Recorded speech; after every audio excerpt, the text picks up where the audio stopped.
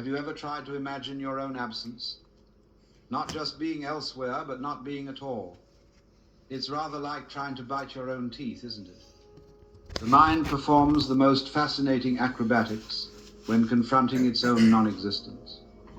You see, there's this extraordinary idea that haunts the human mind that someday you will cease to be. And yet I want to suggest something that might seem rather startling at first. You will never, in your own experience, encounter your death. This isn't wishful thinking or some spiritual consolation. It's a logical consequence of the nature of consciousness itself. Let us explore together this most intimate mystery that we all share, this boundary that seems simultaneously so terrifying and yet so completely unknowable from where we stand. The fundamental puzzle we're exploring is this: how could you possibly experience the absence of experience? It's a genuine logical impossibility. Like trying to see your own face without a mirror, or trying to touch the tip of this finger with the same finger. You see, death, as we conventionally understand it, is the cessation of experience. But the only way you know anything is through experience. So when people say, "I'm afraid of being dead," what exactly are they afraid of? They're afraid of experiencing a state in which there is no experience. Do you see the contradiction? It's rather like the child afraid of the dark room. "What's in there?" asks the child. "Nothing," says the parent. And the child thinks, nothing. That's what I'm afraid of. But nothing isn't something to be afraid of. Nothing is. Well, no thing. I remember discussing this with a group of students at a seminar in the mountains above Santa Barbara. One earnest fellow insisted, "But I can imagine being dead." I asked him to describe it, and he said, "Well, everything is black, and I'm just lying there." I had to point out that he wasn't describing death at all. He was describing being alive and imagining himself in a dark box. He was still there to experience the darkness. This is the extraordinary joke the mind plays on itself. Every time you try to conceive of your own non-existence, you smuggle yourself in through the back door as an observer. But in actual death, if materialists are correct, there is no observer. So the state of being dead is never part of your experience. Ever. And isn't that utterly fascinating? The thing people fear most in life is something they will never, ever experience. From the standpoint of your own consciousness, you are, in a strange way, perpetually alive. Not because you're immortal, in the religious sense, but because the moment when you are not alive never appears in your biography. What happens when you look into a mirror? You see yourself, yes, but what you're really seeing is a reflection, an image that represents you but isn't actually you. Death functions in our minds rather like a mirror, but one with an extraordinary property. It reflects everything except itself. We project onto death all our fears, our hopes, our religious sentiments, our philosophical speculations. But death itself remains completely unknown. Isn't that curious? The one thing we can be absolutely certain will happen to us is the one thing we cannot know anything about firsthand. I've often thought that death is the ultimate koan, one of those Zen puzzles designed to break the rational mind. The ancient Zen masters would give their students impossible riddles. What is the sound of one hand clapping? And the purpose wasn't to solve the riddle intellectually, but to exhaust the rational mind to the point where it gives up. Death is nature's koan for all of us. You see, we keep trying to understand death using the tools of life. It's like trying to measure temperature with a tape measure. The instrument and the subject are incommensurable. In the Tibetan tradition, there's this marvelous concept called the bardo, the intermediate state between death and rebirth. And what's fascinating about it is that it's described as a mirror that shows you not what you want to see, but what you need to see. All your illusions are stripped away. But isn't it interesting that even in trying to describe what happens after death, we must use the metaphor of seeing, as if there will still be someone there to witness it all. So death stands before us as this impossible mirror, one in which everyone sees something different, and no one can accurately report what they've seen. The ancient Egyptians filled tombs with treasures, The Christians imagine pearly gates. The materialist conceives of nothingness, but they're all just looking at reflections of their own minds. The mirror itself remains pristine and unknowable. And perhaps there's a profound freedom in recognizing this. If death cannot be known, then it cannot truly be feared. What we fear is not death itself, but our ideas about it. And ideas, unlike death, can be released. Have you ever noticed that the only time you're ever alive is now? It's never tomorrow. It's never yesterday. Your life doesn't happen in the past or the future. Those are just concepts, abstractions. Life only ever happens in this present moment. And here's something very curious about the present moment. It has no duration. The now is not a tiny sliver of time between past and future. It's not in time at all. It's the only reality we ever experience. The past exists only as memory in the now. The future exists only as anticipation in the now. But the now itself, it's simply here. So when exactly do you expect to die? In the future, of course. But the future is always, always just a concept. It never arrives as the future. When what we call the future actually happens, it's always now. This is not mere wordplay or philosophical trickery. It's a direct pointing to the nature of time and consciousness. From the standpoint of your own experience, there is only the eternal present. There are changes in the content of the now. The forms come and go, but the now itself is always here. I remember watching the waves on the beach at Big Sur, observing how each wave was unique in its form, yet the ocean remained. Our experiences are like those waves rising, cresting, dissolving, but the ocean of awareness in which they appear seems to have no beginning or end. It's simply present. The Upanishads, those ancient Hindu texts, put it rather poetically. That which is the finest essence this whole world has, that has its soul. That is reality. That is the self. That art thou. They're suggesting that beneath the changing surface of experience lies something unchanging, something that doesn't come or go, isn't born and doesn't die. Now, I'm not asking you to believe this as religious dogma. I'm inviting you to look directly at your own experience. Have you ever experienced anything outside of the now? Has your consciousness ever been absent? If death is the ending of consciousness, then isn't it perpetually postponed to a future that never actually arrives? The ending that we fear exists only in our imagination, never in our experience. And isn't that extraordinary? The very thing we're so concerned about may be nothing but a concept, an illusion conjured by thought, never a reality to be found in the eternal now of actual living. Let's consider consciousness itself, this extraordinary mystery we're swimming in right now. What is it? Where does it come from? 0. 5, and most relevant to our inquiry, can you conceive of its absence? Here's a peculiar experiment for you. Try just for a moment to imagine the complete absence of consciousness. Not sleep, not unconsciousness as in a faint, for these still involve some level of awareness, but the total absence of any experience whatsoever. Can you do it? If you think about it carefully, you'll discover something rather astonishing.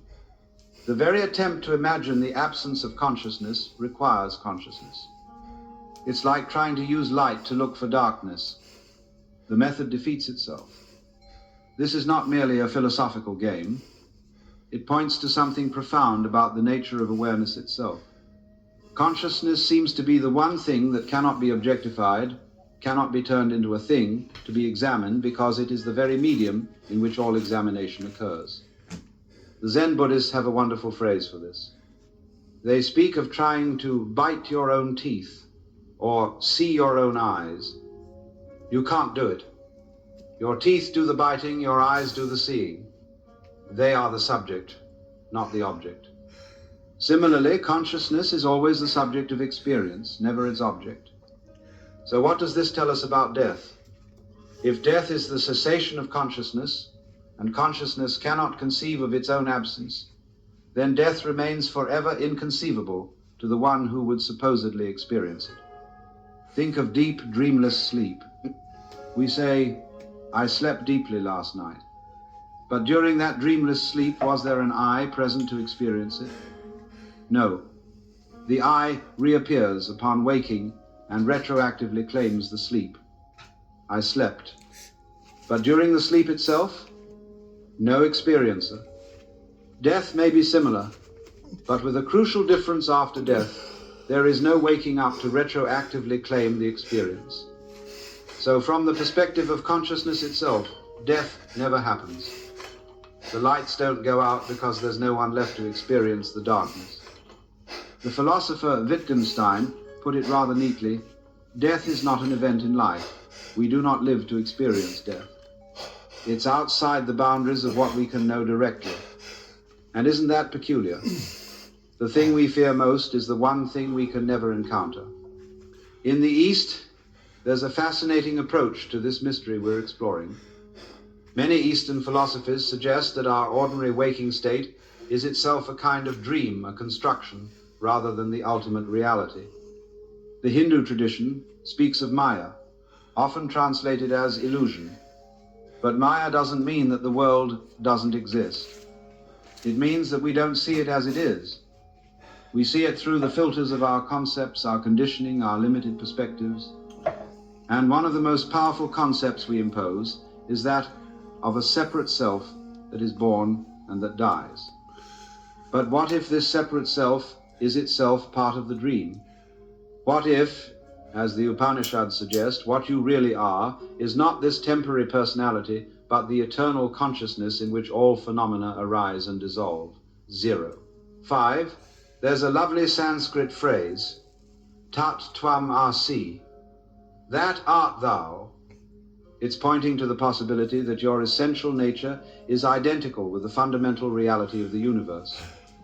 Not your ego, not your personal history, but the pure awareness at your core. In Buddhism, particularly in Zen, there's this fascinating concept of no self or anatta. It's the insight that when you look deeply for this supposedly permanent I, you can't actually find it. There are sensations, thoughts, perceptions, but no solid entity that owns them.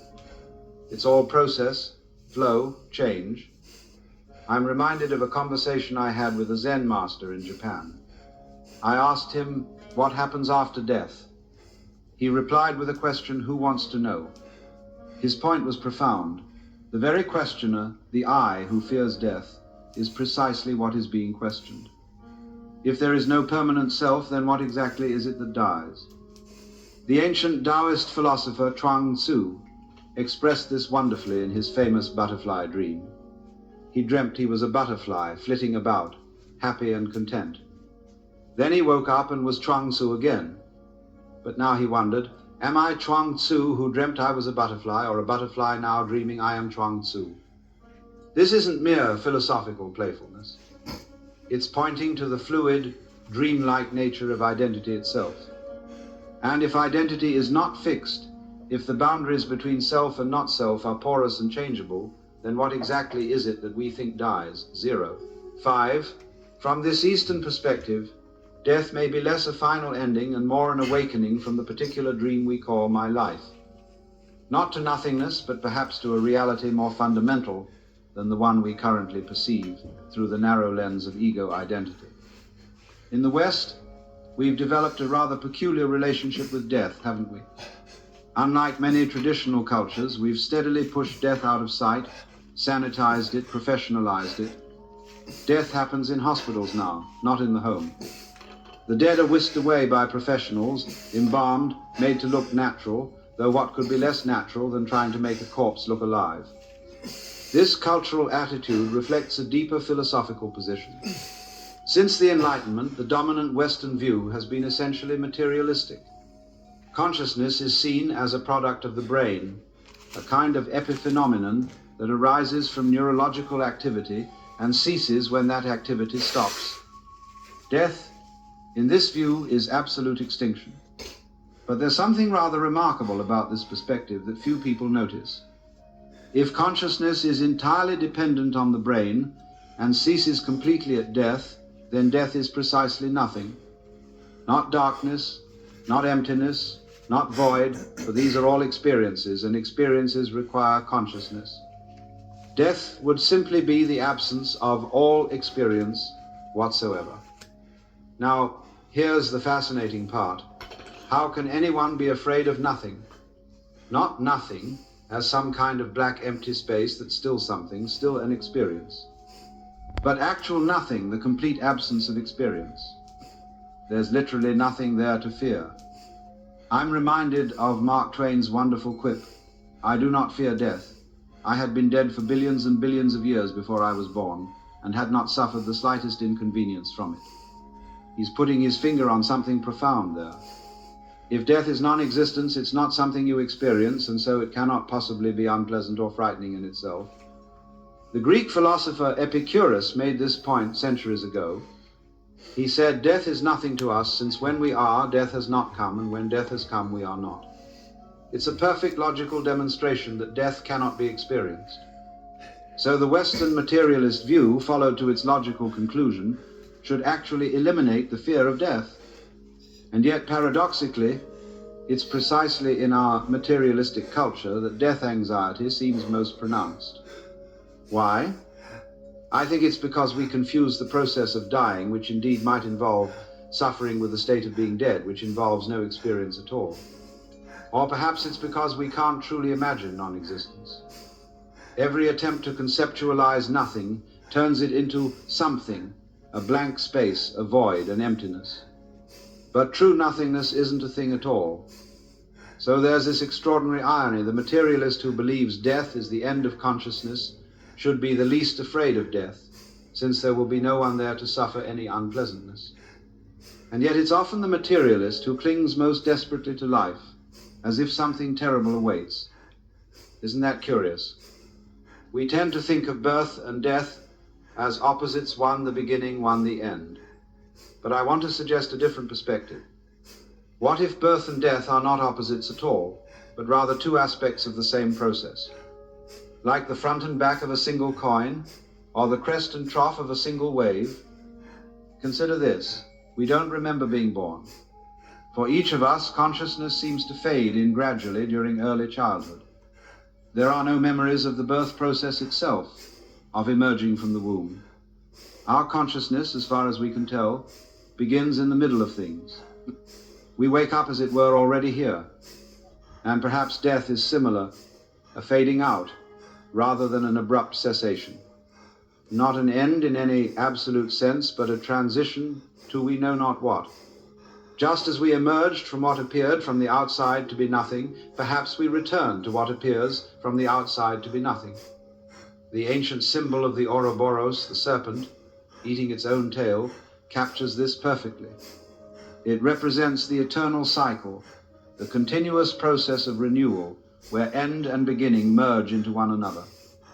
I'm reminded of a conversation with a child who asked me, "Where was I before I was born?" What a marvelous question. And isn't it exactly the same as asking, "Where will I be after I die?"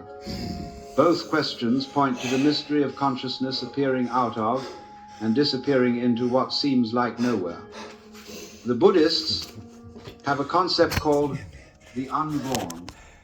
It refers to that existence and therefore never goes out of existence. It's pointing to something in our nature in the process of birth and death at all, the pure awareness that witnesses the show without